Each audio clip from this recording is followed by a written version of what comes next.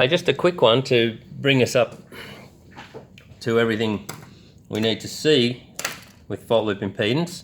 And this time, you remember the last video we had, we said we were going to do that with an MEN at the distribution board.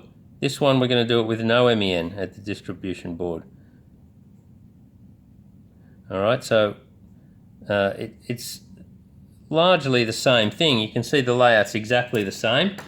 We're going to bring our active here over to our main switchboard. Of course, we can't forget to earth our transformer here. And this is pretty much the same. So our cons mains are going to come in here to our neutral link and our main switch. So there, and of course we're going to come out of we're going to run a sub-main neutral, and we're going to run obviously a sub-main active.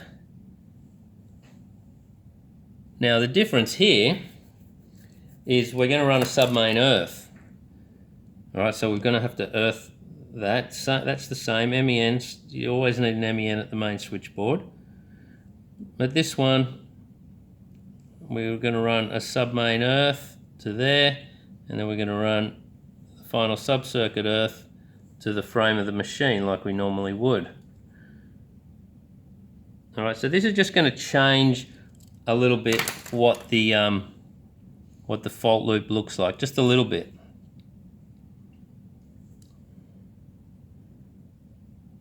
Okay, so our neutral's in there. Not that the neutral is actually part of the fault loop, but it's going to be there. All right, so we got that. That's our final sub-circuit done. Now we're going to put in our short circuit. So there's a fault. That's our fault, and we're going to trace out our fault loop, same as before. You can probably see what's going to happen here. We got when there's a fault, the current's flowing down this way, through there, down to earth, and of course this way it has no way of jumping back up onto the neutral until it gets back to the main switchboard. Now what that's going to do is going to mean that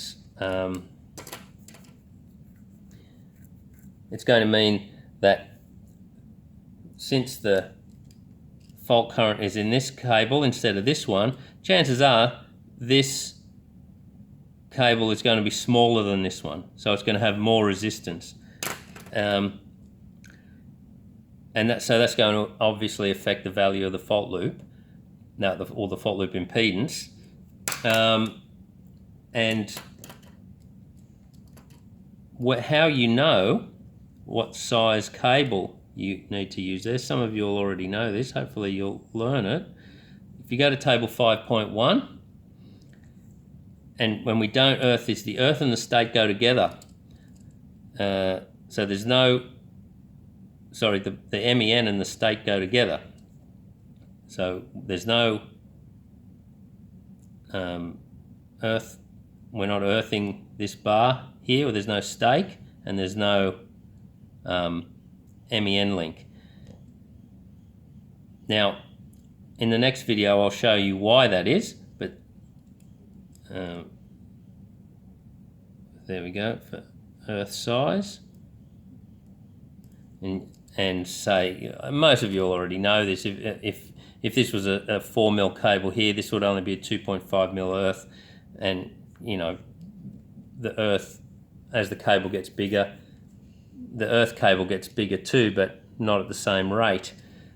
So for example, if this was a 10mm cable, this would obviously be 10mm for the neutral, but your earth would only need to be 4mm, for example, and you can find out all the different values from table 5.1. Okay, and once again I would refer you to 5.5.3.1, 6, for information on why we don't put an MEN link in there.